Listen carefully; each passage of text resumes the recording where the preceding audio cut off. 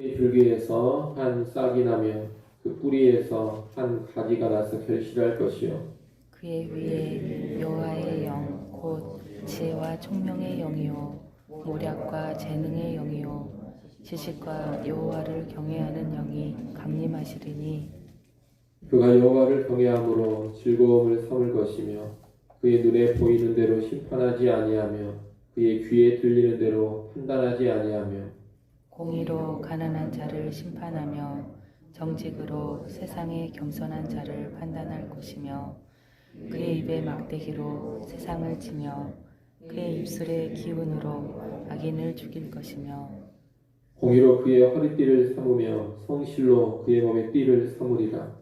그때의 이리가 어린 양과 함께 살며 표범의 어린 염소와 함께 누우며 송아지와 어린 사자와 살찐 짐승이 함께 있어 어린아이에게 끌리며 암소와 곰이 함께 먹으며 그것들의 새끼가 함께 엎드리며 사자가 소처럼 풀을 먹을 것이며 젖 먹는 아이가 독사의 구멍에서 장난하며 젖된 어린아이가 독사의 굴에 손을 넣을 것이라.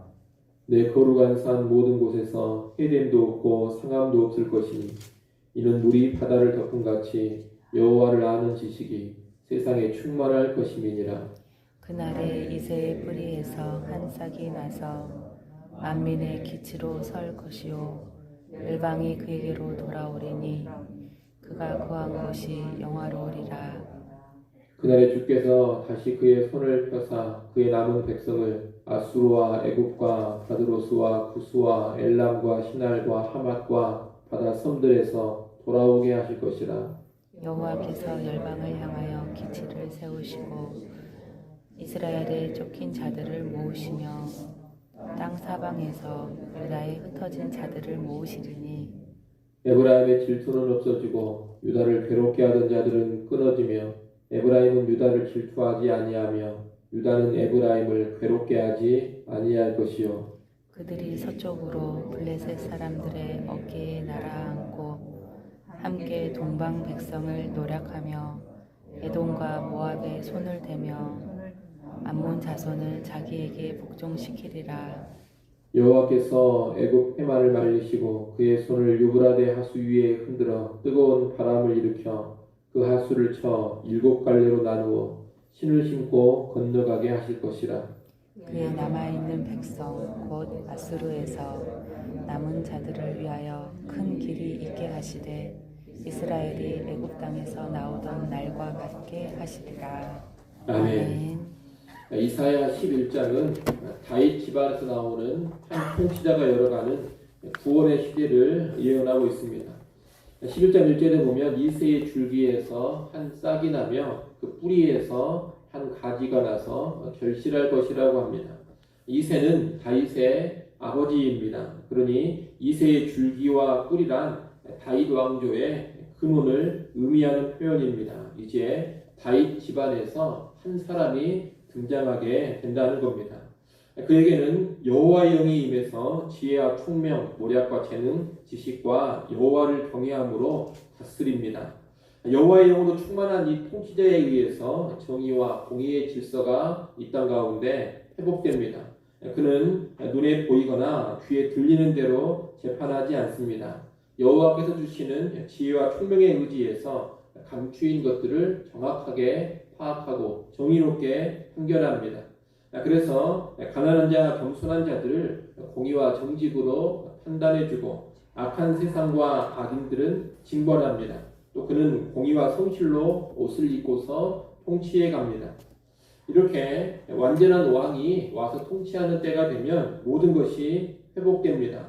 인간 세상에 불의와 불법, 악함만이 사라지는 것이 아니라 자연계에도 평화가 임합니다. 짐승들 사이에 먹고 먹히는 적대 관계가 이제 사라지게 됩니다. 다른 동물을 잡아먹던 육식 동물들이 초식 동물이 되어서 함께 평화롭게 살아갑니다. 인간과 짐승 사이에도 평화로운 관계가 펼쳐져서 어린아이가 독사굴에 손을 넣고 장난을 쳐도 독사가 물지 않습니다. 인간의 타락으로 인해서 파괴되었던 창조 질서가 회복되고 모든 피조물이 평화롭게 사는 그런 시대가 온다는 겁니다. 한마디로 완전한 샬롬의 시대가 도래한다, 이렇게 말할 수 있겠습니다. 이런 샬롬의 전제 조건은 여호와를 아는 지식입니다. 9절 말씀을 여러분이 한번 읽어보십시오. 9절 말씀 읽습니다. 내 거룩한 산 모든 곳에서 해됨도 없고 상함도 없을 것이니 이는 우리 바다를 덮은 같이 여호와를 아는 지식이 세상에 충만할 것입니다. 아멘. 물이 빈틈없이 바다를 가득 메우는 것처럼 온 세상이 여호와를 아는 지식으로 가득 차게 되기 때문에 아무런 해도 상함도 없는 평화의 세상이 구현된다는 겁니다.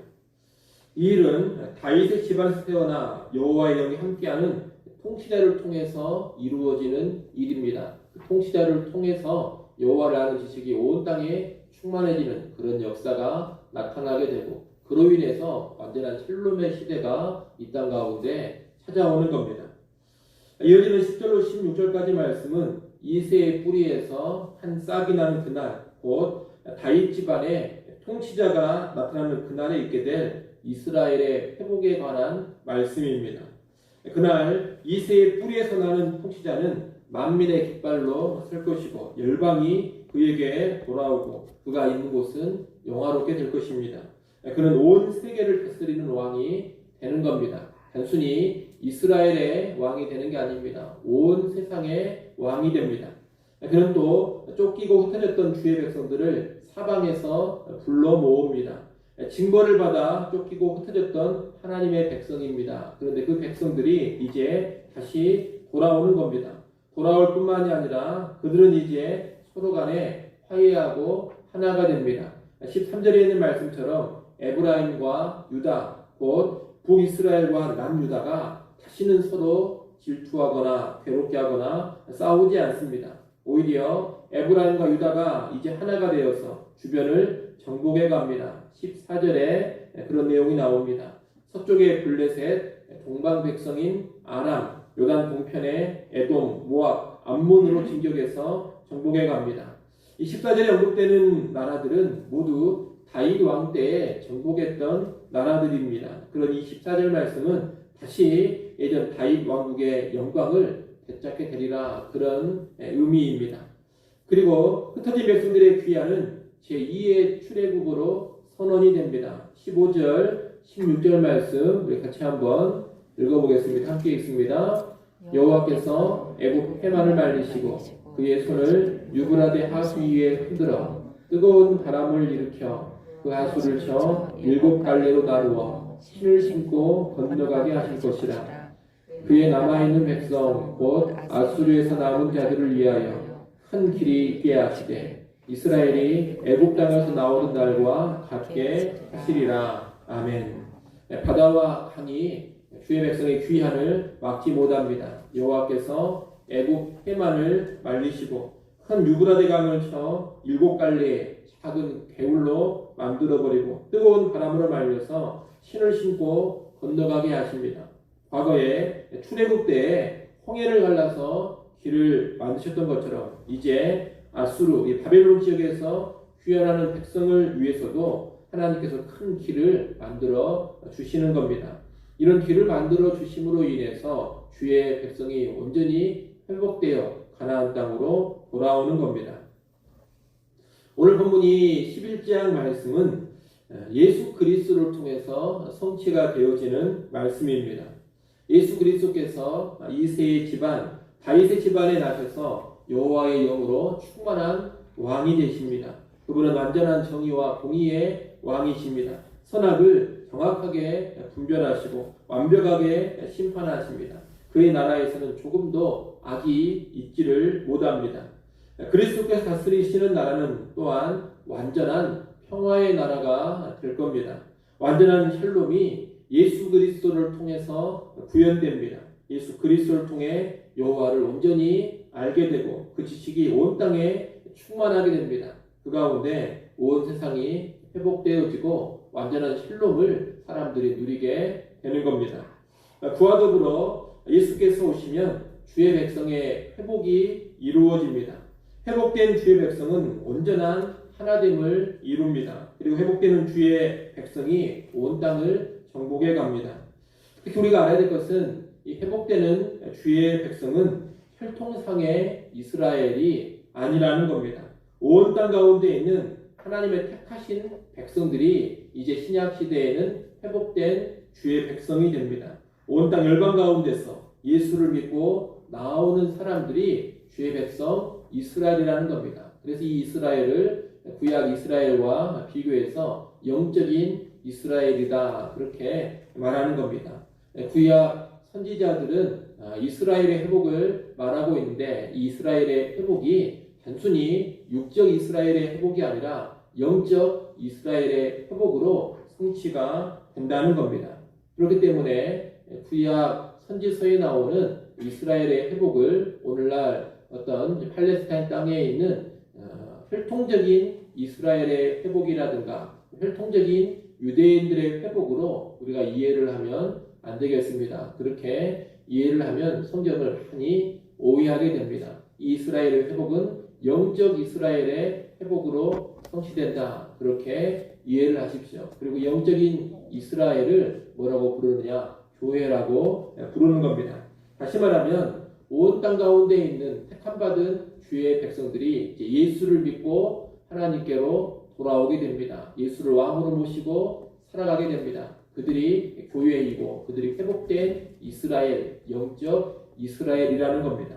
이 영적인 이스라엘은 온 땅을 복음으로 정복해 갑니다. 군사적인 정복이 아닙니다. 영적인 정복, 복음을 통한 정복입니다. 온 땅을 정복해 가고 땅끝까지 복음을 전하게 되면 그때 예수 그리스도께서 다시 이 땅에 오십니다. 재림을 말하는 겁니다. 그리고 그 재림이 있을 때에 오늘 본문에서 우리가 봤던 완전한 샬롬의 시대가 도래하게 되는 겁니다.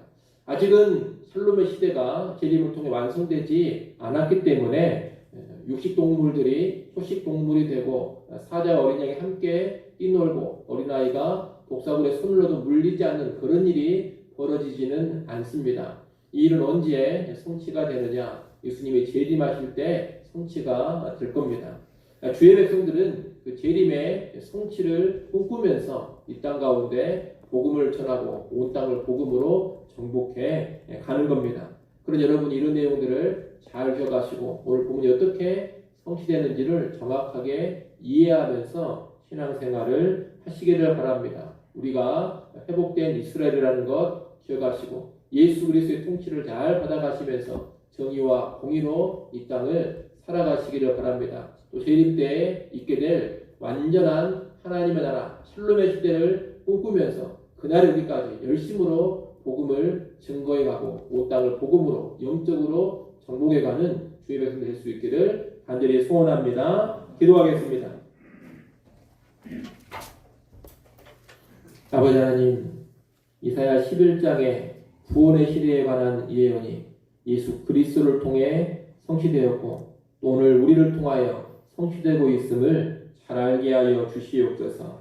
이 땅을 살아가는 동안 완전한 왕이신 예수 그리스도 통치를 잘 받아가게 하여 주옵소서. 정의와 공의와 사랑으로 이 땅을 살게 하여 주옵소서. 또 미래 재림의 날에 펼쳐지게 될 샬롬의 세상을 소망하면서 땅끝까지 복음 증거하는 일에 힘쓰게 하여 주옵소서. 아버지 하나님, 이 시간도 하나님께 나와 기도하게 해주셔서 감사합니다. 우리 모든 필요를 겸손히 하나님께 내려놓게 하시고 하나님의 도움을 의지하게 하여 주옵소서. 주님, 기도하는 이 시간 한 사람 한 사람 찾아봐 주시고 만나 주시고 새롭게 하시고 도와 주시옵소서. 주일입니다. 예배의 시간 우리 하나님 임재하셔서 영광 받으시고 은혜 내려 주시옵소서.